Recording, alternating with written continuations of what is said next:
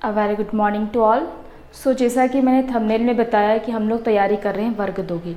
देखिए, topic start करने से पहले मैं आपको क्लियर बता देती हूँ कि ये जो टॉपिक्स मैं ले रही हूँ वो एनसीईआरटी बुक से ले रहे हैं। ओके, सो एनसीईआरटी को क्या होता है, वर्ग 2 में ऑब्वियस सी बात है कि आपको एनसीईआरटी पढ़ाना है तो आपको एनसीईआरटी तो पूरी आना चाहिए।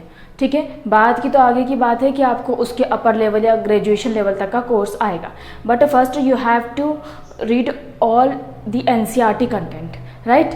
तो मैंने इसमें क्या किया है, जो एनसीईआरटी कंटेंट जो थियोरी है उसको पढ़ने में समय लगेगा, है ना, उसको पढ़ने में समय लगेगा। तो उसी समय को बचाने के लिए जो एनसीईआरटी मेन फैक्ट्स हैं, जो एनसीईआरटी में मेन क्वेश्चन वगैरह आएंगे, तो उसी क्वेश्चन को उठा के हम पढ़ेंगे। तो उससे क्या होगा, आपका चैप्टर भी ख़त्म हो जाएगा और आपका टाइम भी बच जाएगा।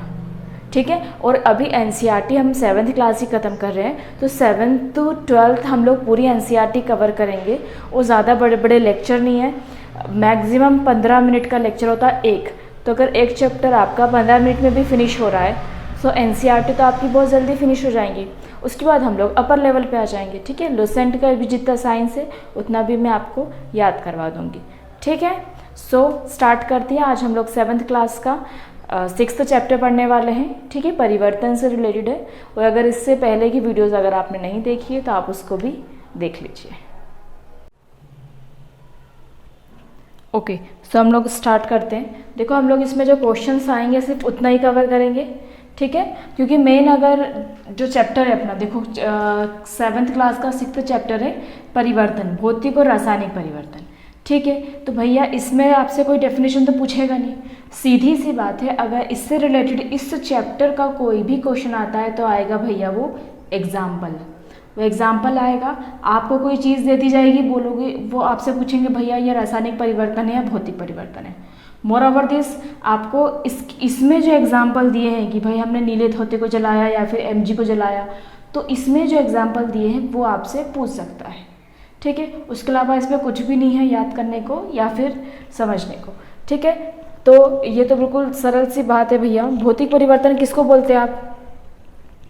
परिवर्तन दो टाइप के होते हैं, एक भौतिक परिवर्तन होता है और एक रासायनिक परिवर्तन होता है, राइट। तो भौतिक परिवर्तन जैसे क्या किया भैया, मैंने ये रुमाल है और ये रुमाल को ये मरोड़ दिया तो ये ऐसा हो गया, ये भौतिक परिवर्तन है। इसको सीधा किया तो ये ऐसा हो गया। ठीक है, इन द सेम मैनर हम लोग कागज़ को मोड़ दो। ठीक है, तो क्या हो रहा है भैया, उसके आकार, रंग में परिवर्तन होते हैं भौतिक परिवर्तन में। ठीक है, उसकी अवस्था चेंज हो गई है। ठीक है, तो अगर आकार, रंग और अवस्था में जो परिवर्तन होता है, रंग, आकार और अवस्था में जो परिवर्तन होता है वो क्या होता है, हमारा भौतिक परिवर्तन। इसमें कोई भी नया पदार्थ नहीं बनता है। ठीक है, फॉर एग्जाम्पल मोमबत्ती का जलना, ये आप सभी को पता है। मोमबत्ती का जलना क्या है भैया, मोमबत्ती का जलना क्या है, एक भौतिक परिवर्तन है। लेकिन अगर आपको क्रिस्टलीकरण आ गया तो आप उसको रासायनिक लगा दोगे, तो ये बिल्कुल रट लेना। जो क्रिस्टलीकरण होता है, क्रिस्टलाइजेशन होता है, जैसे जो समुद्र से जो नमक निकालते हैं वो प्योर नमक तो होता नहीं है, उसको क्या करते हैं हम, जल के विलयन, मतलब उस जो अपन समुद्र से पानी निकाल रहे हैं वेपराइज करने के बाद, फिर उसको हम उसका विलयन बनाते हैं, फिर उसको गर्म करते हैं। तो गर्म करने के बाद जो क्रिस्टल मिलते हैं, मतलब हमको गर्म करने के बाद नमक मिलता है, राइट। तो ये होता है क्रिस्टलाइजेशन, मतलब किसी भी चीज़ को, जो पदार्थ है, जो अशुद्ध पदार्थ है, उसका विलयन बनाते हैं। विलयन H2O के साथ बनाया जाता है। ठीक है, तो उसके विलयन के फॉर्म में हम क्या करते हैं, उसका क्रिस्टल को निकालते हैं। सो चूँकि इसमें क्रिस्टल्स को निकाल रहे हैं, प्रोसेस कॉल्ड क्रिस्टलाइजेशन। क्लियर, तो ये भैया अपने भौतिक परिवर्तन होते हैं। ठीक, अगर थोड़ा सा अजीब सी चीज़ें आ गई हैं, अजीब सी चीज़ें इन द सेंस कोई सा कुछ जलने का आ गया है, या फिर जैसे देखो किसी चीज़ में अगर गैस बन रही है, किसी भी परिवर्तन में कोई गैस बन रही है, गंध परिवर्तन हो रहा है, कोई ध्वनि उत्पन्न हो रही है, इवन अगर किसी चीज़ में ऊष्मा अवशोषित या उत्सर्जित हो रही है, या प्रकाश अवशोषित या उत्सर्जित हो रहा है। फॉर एग्जांपल अपना जब सूर्य से किरणें आती हैं, ठीक है, तो O3 जो है, ओजोन लेयर जो है, वो पराबैंगनी किरणों से, दैट इज अल्ट्रावायलेट रेज से इसकी प्रोटेक्शन कर रहा है। ठीक है, प्रोटेक्शन कर रही है, तो ये क्या है, रासायनिक परिवर्तन है। वाई दिस इज अ रासायनिक परिवर्तन, बिकॉज O3 क्या करता है, यूवी के साथ क्रिया करके O2 रिलीज करता है। ठीक है, तो ये क्या हो रहा है, नया पदार्थ बन रहा है। तो ये चीज़ें आपको ध्यान रखना है। इवन देखो ध्वनि उत्पन्न करना भी रासायनिक परिवर्तन है। क्लियर है। अंगूर का किण्वन तो समझ में आ रहा है कि रासायनिक परिवर्तन है, ठीक है। जैसे दही का बनना, ये सब जो किण्वन होता है, ठीक है। अंगूर किण्वन जैसे जो शराब वाइन वगैरह बनाई जाती है, तो वो भी क्या है, रासायनिक परिवर्तन है, ठीक है। फलों का पकना भी रासायनिक परिवर्तन है। ऐसा नहीं है कि जो केरी थी तो आम बन गई तो उसमें कोई भौतिकी परिवर्तन है, वो एक्चुअल में रासायनिक परिवर्तन है, ठीक है। हमारी जो पाचन की क्रिया है वो भी रासायनिक परिवर्तन है, बिकॉज इसमें बहुत सारे जो एंजाइम्स होते हैं, इसमें बहुत सारे जूस होते हैं, डाइजेस्टिव एंजाइम्स वगैरह जो भी है, ये इसमें हमारे भोजन का पाचन करते हैं, ठीक है। हमारे भोजन तो मतलब बहुत सारी चीज़ें बनती है, प्रोटीन, कार्बोहाइड्रेट, ठीक है, अमीनो एसिड्स में टूटता है, पॉलीपेप्टाइड्स में टूटता है, तो वो तो ऑब्वियस से बात है, क्या है अपना रासायनिक परिवर्तन है, ठीक है। तो अगर ये चीज़ें आएंगी तो वो क्या है, रासायनिक परिवर्तन। इट मीन्स रासायनिक परिवर्तन में क्या होता है, नया पदार्थ बन रहा है कोई, ठीक है। क्या बन रहा है, नया पदार्थ। अगर केरी से आम भी बन रहा है या केला भी पक रहा है तो वो नया पदार्थ बन रहा है उसमें, ठीक है। ऐसा नहीं कि एक केला है तो वो केला पक गया तो वही केला है बस, ऐसा नहीं होता है। उसमें चेंजेस हुए हैं तभी तो वो पका है, तो वो एक नया पदार्थ बन गया है, वो पहले जैसा केला नहीं रहा है, ठीक है। अब ये देखो, इसमें जो है ये जो एनसीईआरटी है, इसमें अपने को बोला है, एग्जाम्पल के तौर पर उसमें समझाया था एमजी को जलाया अपन ने। आपसे सिंपल सा क्वेश्चन पूछेगा वो कि भाई एमजी को जलाया है हमने, तो वो कौन सा परिवर्तन है, एमजी को जलाना कौन सा परिवर्तन है, ठीक है।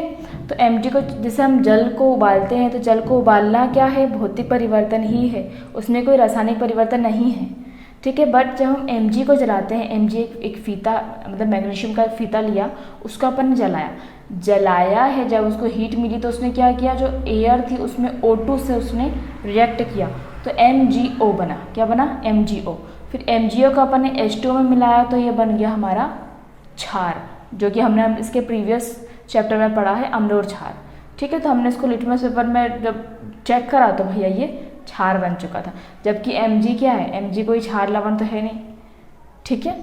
तो ये अपन ने चेक कर लिया। अब ये तो सामान्य था, उसने एग्जाम्पल दे दिया। अब ये क्वेश्चन आ सकता है आपकी एग्जाम में कि जब हम नीला थोथा, पहला क्वेश्चन, नीले थोते की रासायनिक नाम क्या है, तो नीला थोता का रासायनिक नाम है बेटा CuSO4। क्या है, CuSO4, नीला थोता, ठीक है। कॉपर जो होता है उसका कलर नीला ही होता है, ठीक है। तो हमने क्या किया, नीले थोते को मिलाया आयरन के साथ, ठीक है, मतलब जो लोहे की जो बरूदा होता है आयरन का, लोहे के बरूदे को अपने CuSO4 में घुला लिया तो उसका कलर हरा हो गया। हरा क्यों हुआ, बिकॉज उसने जो SO4 है उसने बाइंडिंग कर ली Fe के साथ, ठीक है। तो आपसे ये क्वेश्चन पूछेगा इसमें कि जब नीले थोते को हम आयरन के साथ मिलाते हैं तो कौन सा कलर आता है, तो आपको पता होना चाहिए भैया वो कलर कौन सा आता है, हरा कलर आता है। ये क्वेश्चन भी पूछ सकता है कि नीले थोते को आयरन के साथ मिलाने के से हरा कलर आता है, तो वो हरा कलर क्यों आ रहा है,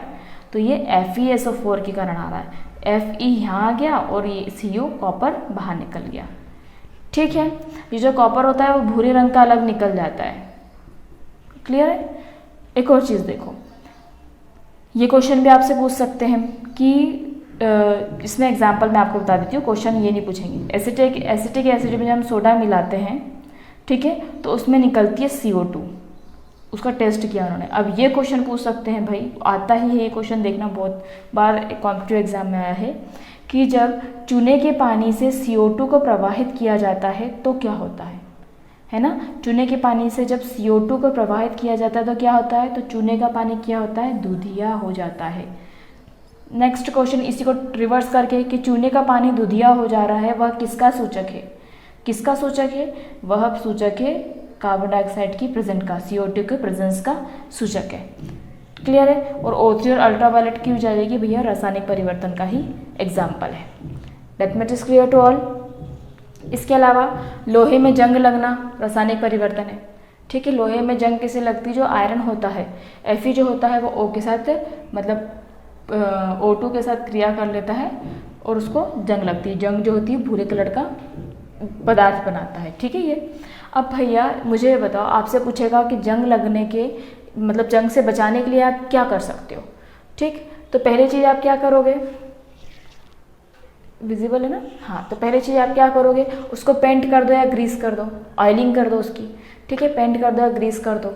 क्या करते हैं, जो जहाज होते हैं, जहाज को देखा होगा आपने, पूरा टाइम पानी में रहता है, पूरा टाइम क्या उसका आधा हिस्सा पानी में डूबा रहता है, तो उसके जो नीचे वाला हिस्सा उसमें पेंट करना बहुत ज़रूरी होता है, क्योंकि पूरा टाइम पानी में रहता है तो क्या होता है, O2 के साथ क्रिया कर लेता है, ठीक है, जल में भी घुलनशील है O2।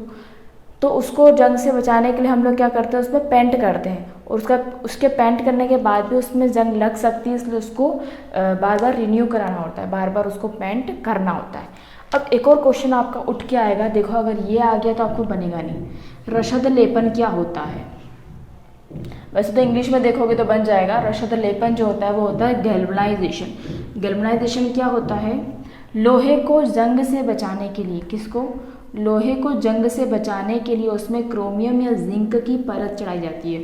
किसकी परत चढ़ा रहे हैं, ये ध्यान रखना, जिंक की परत चढ़ा रहे हैं, ये बहुत सारी बुक्स में है, और क्रोमियम की भी परत चढ़ाते हैं, ठीक है। तो क्या है कि लोहे को जंग से बचाने के लिए उसमें क्रोमियम और जिंक की परत चढ़ाने की प्रोसेस को बोलते हैं गैल्वनाइजेशन।